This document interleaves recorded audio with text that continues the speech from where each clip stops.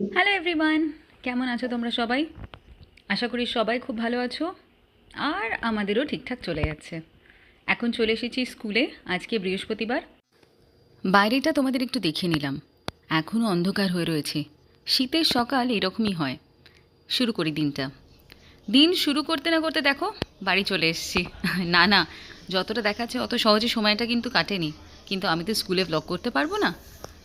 কি উত্তেজিত হয়ে দেখাচ্ছি বলো তো? আজকে মেয়ের আছে কনসার্ট। আমি ভেবেছি যেতে হবে 4:30, তাই আমি রেডি হয়ে নিয়েছি, মানে মেকআপটা করে নিয়েছি। কিন্তু তারপর মেয়ে বললো না, 5:30টায় যেতে হবে। তাই ও এসে এখানে আরামসে বসে পুরনপোলি খাচ্ছে। আর সঙ্গে বাড়িও গেছে। আচ্ছা, ওর কি খাওয়া সাজে বলো? কিন্তু ছাড়বে না, ওকে দিতেই হবে। কুকুর মানুষের আবার পুরনপোলি। যাই হোক, এইভাবেই চলুক। হ্যাঁ বাদু, চুপ করছো? তুমি চুপ করছো? আর না, বিস্কুট দিয়েছি। No more, no more, no. Go back, go back, no. All done. তুই আরও খাবি? তুই জানিস বিস্কুট খেলে কি হবে? ওই যে চোখগুলো খারাপ হয়ে যাবে, নাকটা খারাপ হয়ে যাবে, কানগুলো খারাপ হয়ে যাবে। নো মোর দিয়েছি তো, নো। কি করছিস? Band concert. আমরা কি হেঁটে যাবো তো গাড়ি নিয়ে যাবো? গাড়ি নিয়ে যেতে পারি, হ্যাঁ। গাড়ি নিয়ে গেলে গাড়ি পার্কিং পাবে না কিন্তু এখন আমি পেয়ে যাবো বোধ হয়। ওদের এই আমি রেডি হয়ে নিয়েছি। অনেক দিন ধরে এই ড্রেসটা পরার ইচ্ছে ছিল, কিন্তু পরা হয় না। তাই ভাবলাম আজকে ঠান্ডা লাগুক গরম লাগুক যেরকমই লাগুক আমি এটা পরবই। অ্যাকচুয়ালি গরম না, কারণ বাইরে খুব ঠান্ডা। আর এই জিন্সের জ্যাকেটটাতে ওই ঠান্ডাটা আটকাবে না। কিন্তু যেহেতু দেখলাম যে না, গাড়ি করে যাচ্ছি, সেই জন্য মনে হলো পরে নিই। মেয়ের কনসার্ট, আর খুশি হয়েছি আমি। দেখো রেডি রেডি হতে পেরেছি, যাব। ও বেচারা চাপে আছে। কনসার্ট শুরু 6টায়, আমরা পৌঁছে গেছি 5:30টায়।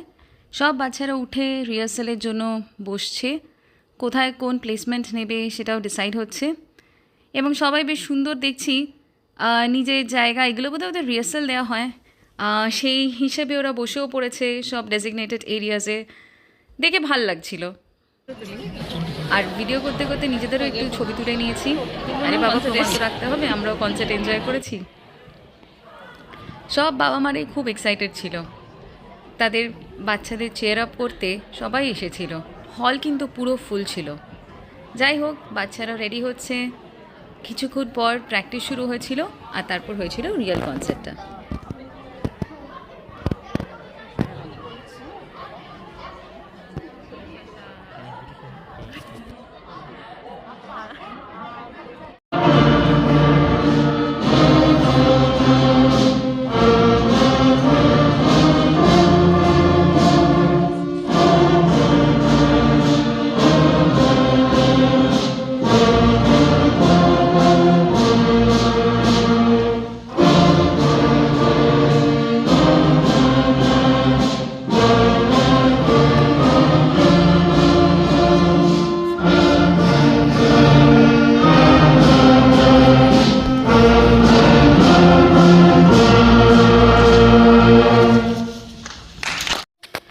চলে এসেছি বাড়িতে, কনসার্ট শেষ। এবার আমি চেঞ্জ করব।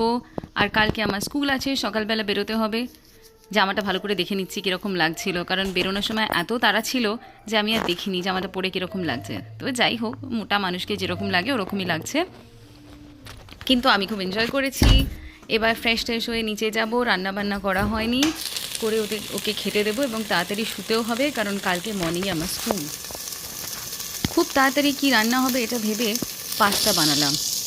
ক্রিম আলফ্রেডো সস ছিল, সেটা দিয়েছি। একটু ম্যারিনা সস দিয়েছি, আর ডিম সেদ্ধ দিয়েছি, দিয়ে বানিয়েছি পাস্তাটা। মেয়েও খুব খুশি, কারণ ওর পাস্তা খেতে ভালো লাগে। আর ইন দ্য মিন টাইম আমি খাচ্ছিলাম একটু টিরামিসু।